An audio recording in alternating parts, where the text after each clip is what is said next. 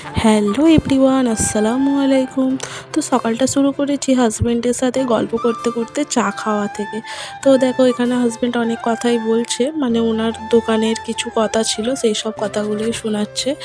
তো ওনার সাথে সারাদিন প্রায় খাবার সময়তেই আমার দেখা হয়, ওই সময়টাতেই যত গল্প কথা তখনই হয়।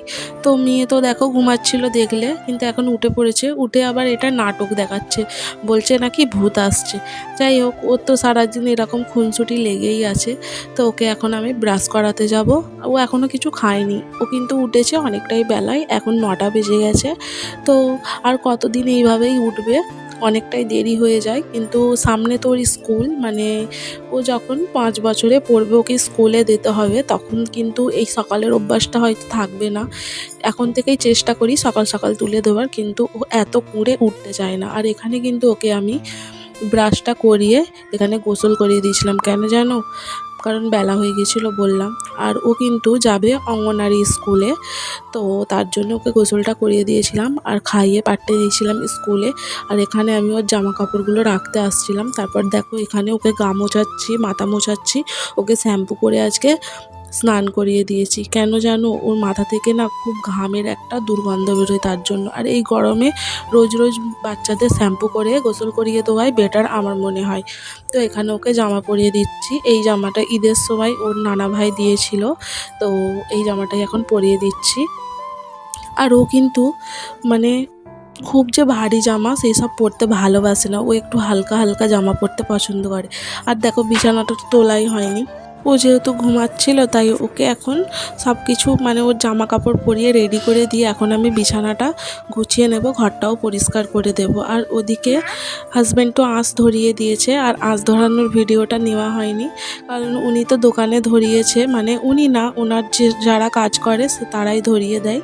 তো যাই হোক, আঁশ ছিল অনেকটা, আমি বললাম আমায় এনে দাও, তার জন্য এনে দিয়েছে। এই কদিন কিন্তু আমি আঁচেই রান্না করছি, আর আঁচে রান্না করার খাবারের টেস্টই আলাদা। কেন বলো তো? রোজ তো গ্যাসে রান্না হয়, এই সুস্বাদু স্বাদটা পাওয়া যায় না গ্যাসে।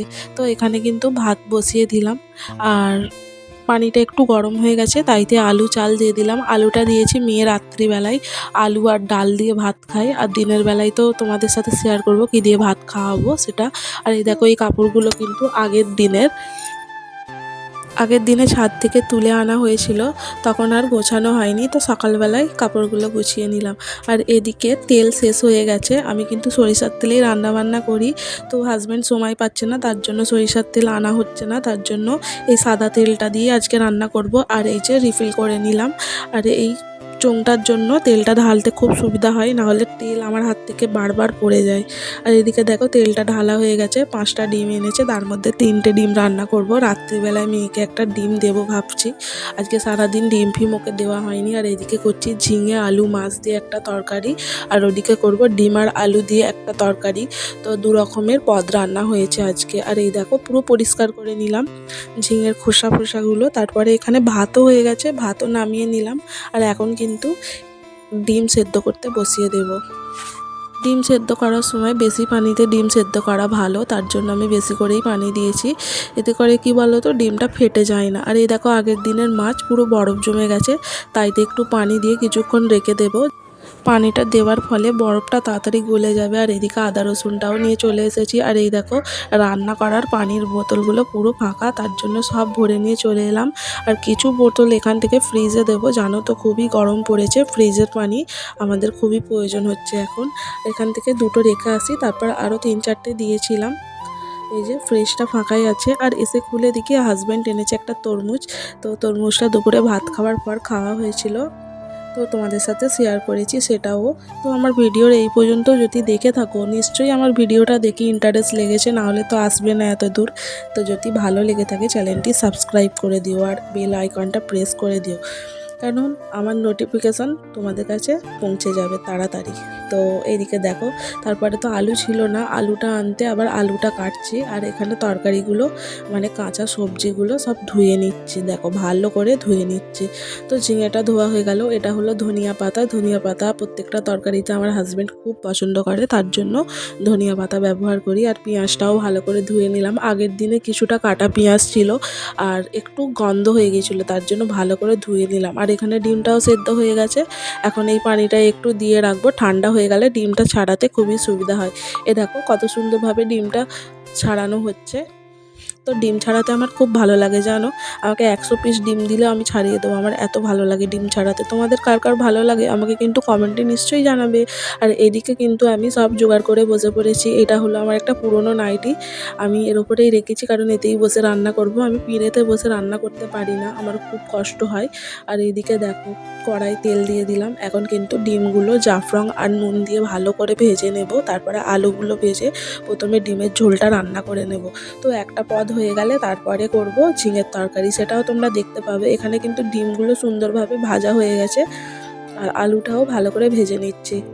তো আলুতে একটু জাফরান দিলে কালারটা খুব সুন্দর আসে। এই তরকারিটা কিন্তু রাত্রের জন্য করেছিলাম, আর দুপুরেও চাইলে খেতে পারতো, কিন্তু দুপুরে কেউ খাওয়া হয়নি কারণ আজকে ঝিঙের তরকারিটা খুবই টেস্টি হয়েছিল। আর এই যে আঁচের চুলো রান্নার স্বাদ তোমাদের বলে বোঝাতে পারবো না, এত ভালো। তোমরাও ট্রাই করে দেখতে পারো, সবসময় গ্যাসে না রান্না করে কিছুদিন আঁচের চুলোতে রাঁধো, খুব ভালো রান্না হয়। তারপরে এটা আদা রসুন যাবতীয় যা মশলা লাগে দিয়ে দিলাম, হলুদ নুন জিরে লঙ্কা, তারপরে আলুটা দিয়ে ভালো করে কষিয়ে নিলাম। এই যে দেখো ঝোলও দিয়ে দিয়েছি। এখন কিন্তু আমি এটা কিছুক্ষণের জন্য চাপা দিয়ে রেখে দেবো কারণ এটা সেদ্ধ হওয়ার দরকার আছে। তারপরে এতে ডিমগুলো দিয়ে দিলাম, তারপর উপর থেকে দিয়ে দেবো ধনিয়া পাতা। এই যে ধনিয়া পাতাটা যখন উপরে দিলাম তখন তরকারির সুগন্ধটা অপূর্ব লাগছিল, যেন মনে হচ্ছিল গন্ধতেই পেট ভরে যাবে। তারপর এখানে দেখো আমি সাদা তেলটা আরেকটু দিয়ে দিলাম, দিয়ে গরম করে মাছগুলো দিয়ে ভেজে নিলাম ভালো করে। এখানে কিন্তু দুটো মাছ রান্না করছি, কেন বলো তো, হাজব্যান্ডও খুব একটা মাছ খেতে চায় না, উনি কাতলা রুই এইসব খায়। তো এটা যেহেতু কাঁটাপোনা মাছ তো আমাকেই খেতে হবে, তার জন্য আমি দুটো মাছ দিয়েছি, একটা মেয়ের আর একটা আমার। আর আমি মেয়ের জন্য বড় মতো পেটিটাই রান্না করেছিলাম, ও মাছ খেতে খুবই ভালোবাসে। আর এই যে দেখতে পাচ্ছ এখন কিন্তু ঝিঙের তরকারিটা আমি চাপিয়ে দিচ্ছি। এটা কোনো রকম গুঁড়ো লঙ্কা ব্যবহার করিনি, গোটা গোটা কাঁচা লঙ্কা দিয়ে দিয়েছিলাম কারণ এই তরকারিটা দিয়েই মেয়ে খাবে, তার জন্য। এই যে দেখো কষিয়ে নেওয়া হয়ে গেছে, তারপর এখানে আমি আরও ভালো করে কষিয়ে নিচ্ছিলাম। তারপর দিয়ে দিলাম ঝোলটা দিয়ে একটু আমি সেদ্ধ হতে দিয়েছিলাম, তারপরে তার উপরে ছড়িয়ে দিলাম ধনিয়া পাতা। আর এই যে দেখো মাছটা ভেজে রাখা আছে, মাছটাও দিয়ে দিলাম। তো ব্যাকগ্রাউন্ডে আমার মেয়ের আওয়াজ একটু শুনতে পেতে পারো, তো কিছু মনে করো না, তার জন্য সরি। তো আমার মেয়ে তো আমার কাছেই থাকবে তাই না, ও আর কোথায় যাবে, এগুলো একটু ম্যানেজ করে নিও। আর এখানে দেখো ঘরটাও গুছিয়ে পরিষ্কার করে নিয়েছি। মেয়ে কিন্তু বসে বসে খেলছে, আজকে কিন্তু ওকে ফোনটা একটু কমই দিয়েছি কারণ ও রোজ প্রত্যেক দিনই বেশি করে ফোন দেখে ফেলছে। স্ক্রিন টাইম এক ঘন্টার বেশি আমি এখন হতে দিচ্ছি না। আর আমার কিন্তু গোসল করতে যাওয়ার আগে ওকে ভাতটা খাইয়ে দিলাম, কেন জানো, ওর খিদে পেয়ে গিয়েছিলো। ও তো সকালে জাস্ট দুটো কলা আর দুটো বিস্কিট খেয়ে এখনও আছে, এখন কিন্তু বেলা 12টা তখন হয়ে গিয়েছে, তার জন্য ওকে তাড়াতাড়ি খাইয়ে দিয়েছি। আর এখানে আমি কিন্তু স্নানটা করে এসে বসে পড়েছি তরমুজটা কাটতে, আর হাজব্যান্ড গেছে গোসল করতে, উনি এসে ভাত খাবে, তারপর তরমুজটা খাওয়া হবে। আর তরমুজটা খেতে খুবই টেস্টি ছিল, আর এরকম মচমচে তরমুজই আমার খুব পছন্দ। আর অর্ধেকটা কেটেছি, অর্ধেকটা রেখে দিলাম, কেন জানো, পরের দিনের জন্য। এত কাটলে কে খাবে, আমাদের তো দুটো মানুষ মোটে, আর মেয়ে তো 2-1টা খেয়েই হয়ে যাবে। আর ওখানে ও তরমুজ নিচ্ছে খাবে বলে, মানে ও সাহস করে কোনো জিনিস নিজে নিতে পারে না, হাত দেবে কিন্তু তুলবে না।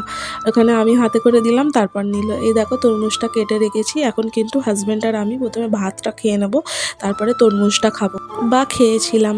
আর আমরা কিন্তু পুরো রোজার মাস ভোর তরমুজ খেয়েছি, একদিনও তরমুজ কিন্তু খারাপ আসেনি, প্রত্যেক দিনই তরমুজে মিষ্টি আর খুব সুন্দর বালি বালি ভাব। আর এই দেখো ঝিঙের তরকারিটা এখন কিন্তু খাচ্ছি, আর ডিমের তরকারিটা রেখে দিয়েছি রাত্রিবেলায় খাবার জন্য। তো হাজব্যান্ডকে বললাম তুমি একটু খাও, বললো না এখন না, রাত্রে খাবো, তার জন্য একটা তরকারি দিয়েই খাচ্ছে। আর ওনার খুব ভালো লেগেছে, রিয়াকশানটা দেখতে পাচ্ছ তো। আর ওনাকে পুরো দেখায়নি, কেন জানো, উনি কোনো রকম গেঞ্জি বা জামা কিছুই পরেনি, তার জন্য লজ্জা করছিল ক্যামেরার সামনে আসতে। আর এখানে খাওয়া হয়ে গেছে, ওনারও খাওয়া হয়ে গেছে, তারপর আমি এখানে তরমুজ খাওয়া অলরেডি শুরু করে দিয়েছি। তো আজকের ব্লগটা এই পর্যন্তই। তোমাদের যদি ভালো লেগে থাকে চ্যানেলটা কিন্তু অবশ্যই সাবস্ক্রাইব করে দেবে। তোমাদের সাথে দেখা হবে পরের আরও একটি ব্লগে। বাই।